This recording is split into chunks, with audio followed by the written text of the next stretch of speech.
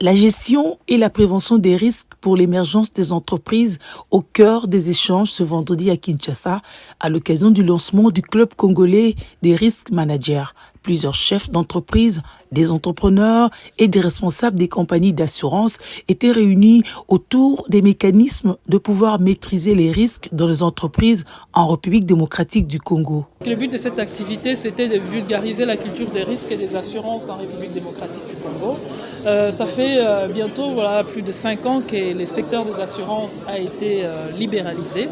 Mais on a de plus en plus, je me rends de plus en plus compte que les personnes ne comprennent pas. Vu que les risques est élevé, les personnes, la population, que ce soit au niveau des entreprises, ce n'est pas encore très ancré dans la culture de la RDC.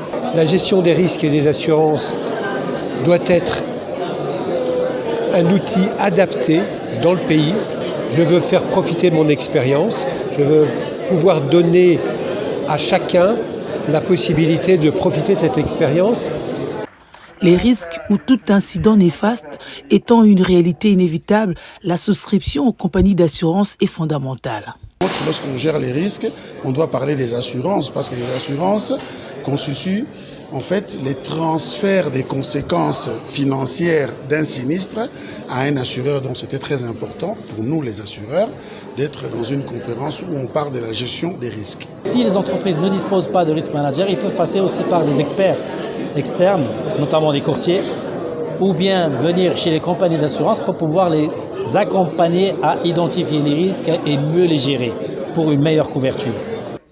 Il était aussi question de la veille permanente et l'identification des risques. C'est important pour certaines institutions qui ne prennent pas cet aspect risque au sérieux de se rapprocher pour voir et comprendre comment est-ce que l'aspect risque manager fonctionne. C'est aussi important pour que, au niveau de la RDC, nous puissions imiter ce qui s'est fait sur d'autres cieux.